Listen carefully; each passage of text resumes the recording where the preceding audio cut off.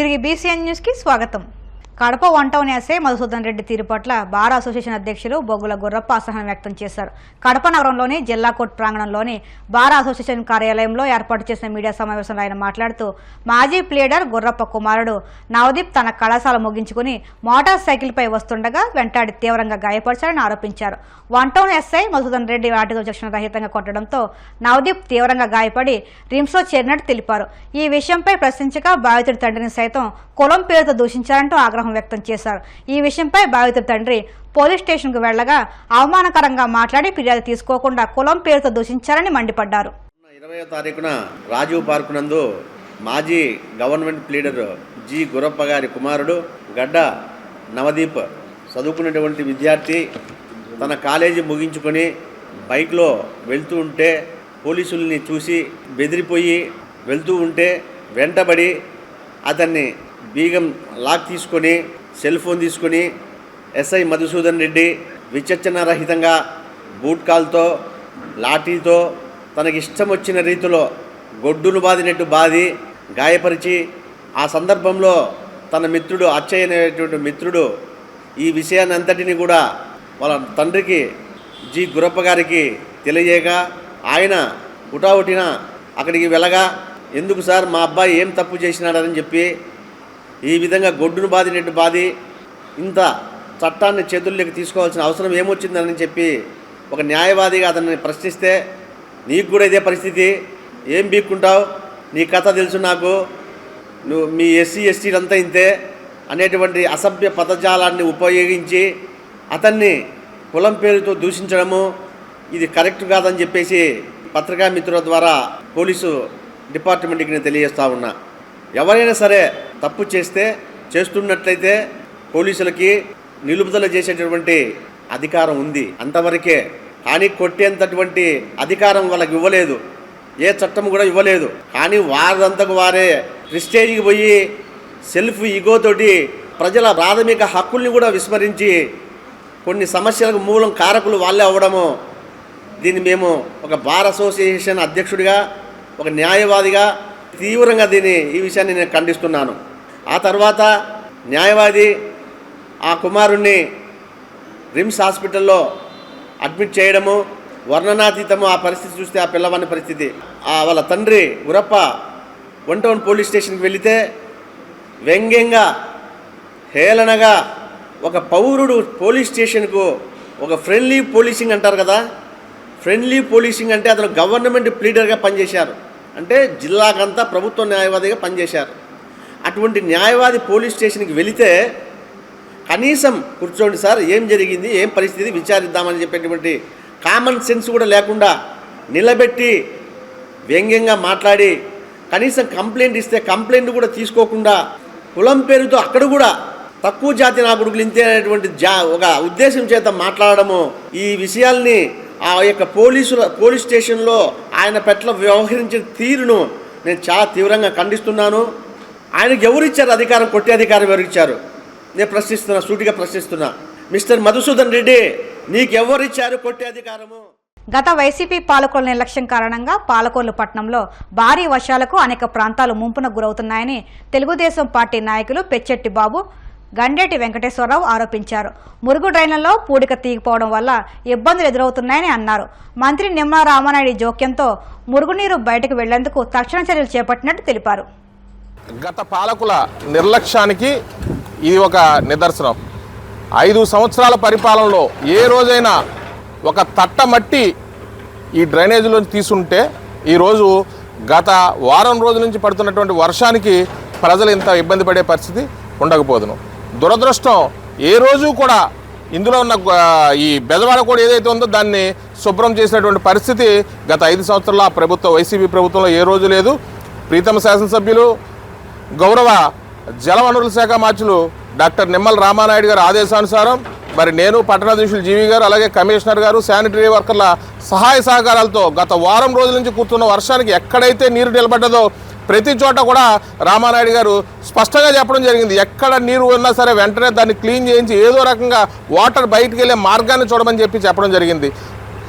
24, 25, 26, 27 వార్డులకు సంబంధించి ఎప్పుడు కూడా ఇంత మునక ఎప్పుడు మేము చూడలేదు అంతకుముందు కాంగ్రెస్ పరిపాలనలో కానీ తర్వాత తెలుగుదేశం పరిపాలనలో కానీ ఈ వైసీపీ ప్రభుత్వం వచ్చిన తర్వాత ఈ కోడ్ ఏదైతే బెజవాడ కోడ్ కానీ అక్కడ ఉన్నటువంటి రైల్వే కోడ్ని కానీ శుభ్రం చేయకపోవడం వల్ల 24, 25, 26, 27 ప్రాంతాలు ఏదైతే ఉన్నాయో ఈ కోడ్ను అనుకున్న ప్రాంతాలతో పాటు మధ్యకి కూడా 27వ వార్డు అయితే మరీ దారుణమైనటువంటి పరిస్థితి ఈరోజు నెలకొంది.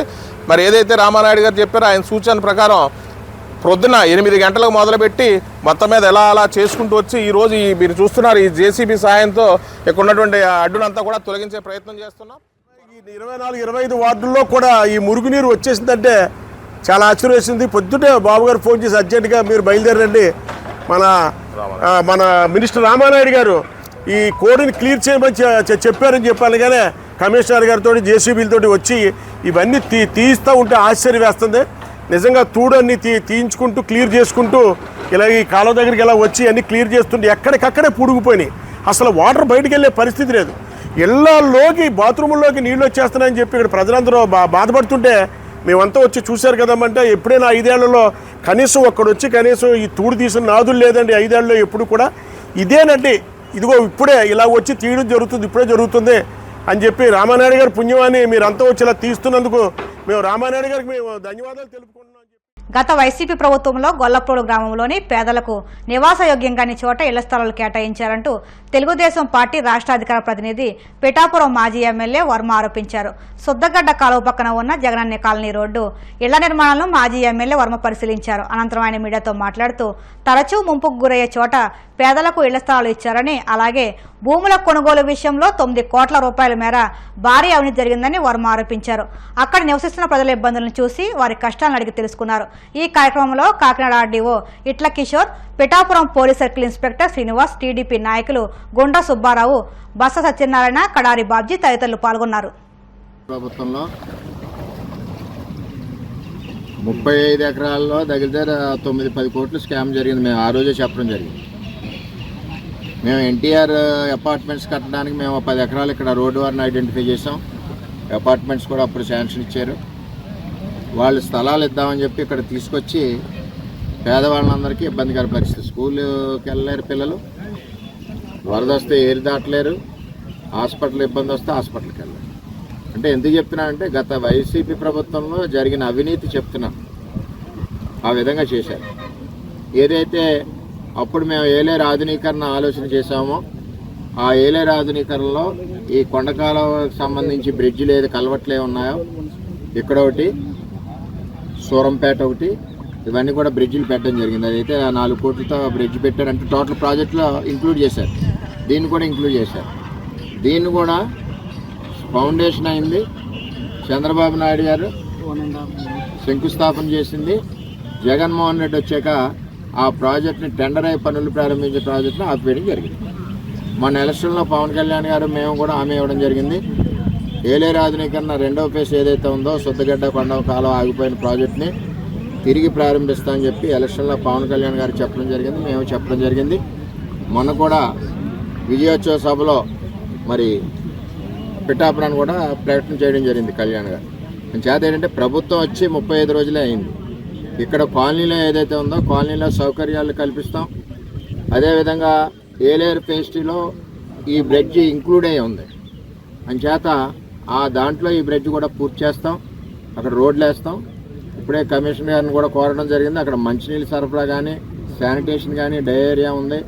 కంపల్సరీగా అక్కడ ట్యాంకర్స్ రోజుకి ఎంత క్వాంటిటీ అవసరం ఉందో అంత క్వాంటిటీ ట్యాంకర్స్ వెళ్ళే విధంగా పనిచేయాలని చెప్పి కమిషనర్ గారిని కూడా కోరడం జరిగింది.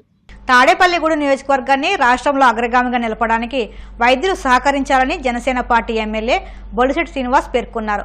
ఈ మేరకు ఆయన పశ్చిమ గోదావరి జిల్లా తాడేపల్లిగూడెంలోని ఐఎంఏ హాల్లో వైద్యులతో ఆత్మీయ సమావేశం నిర్వహించారు.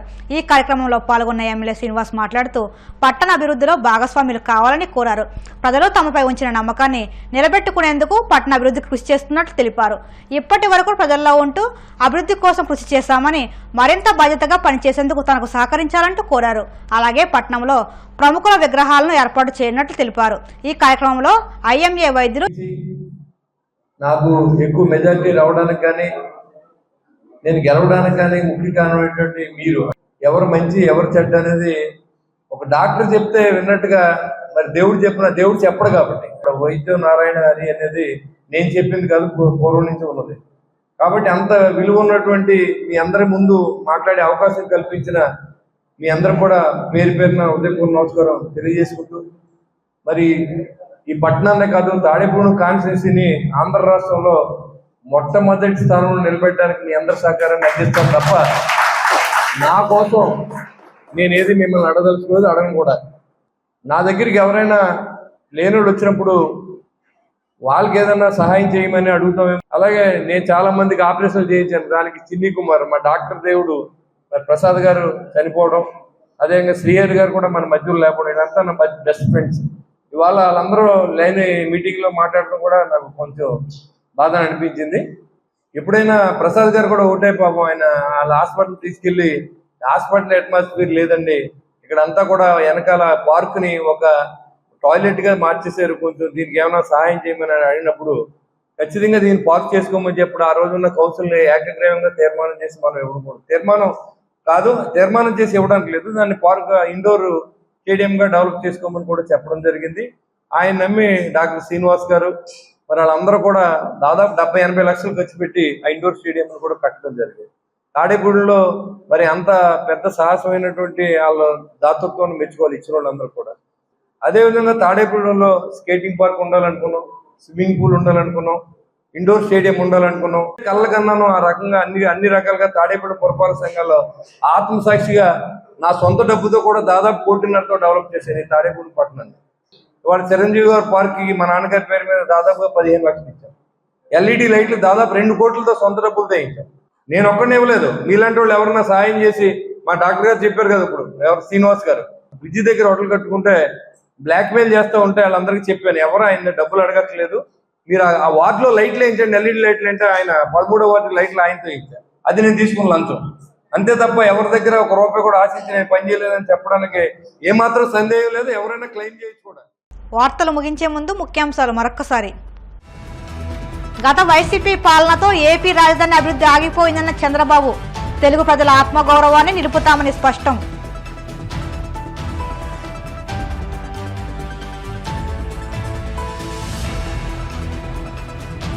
గోదావరి వరద ఉధృతిపై కలెక్టర్ నాగరాణి సమీక్ష, వశిష్ఠ గోదావరి ఏటుగట్టును ఎప్పటికప్పుడు పరిశీలించాలంటూ అధికారులకు ఆదేశం.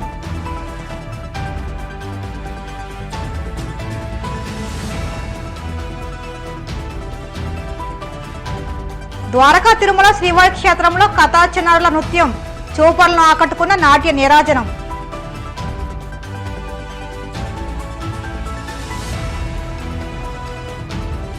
గొల్లప్రోలు గ్రామంలోని జగనన్న కాలనీని పరిశీలించిన మాజీ ఎమ్మెల్యే వర్మ, స్థల సేకరణలో భారీ అవినీతి జరిగిందంటూ ఆరోపణ. ఈ వార్తలు ఇంతటితో సమాప్తం. మరిన్ని వార్తల కోసం BCN digital YouTube channel, Facebook పేజీని ఫాలో అవ్వండి. అప్డేట్ వార్తల కోసం ప్లీజ్ సబ్స్క్రైబ్.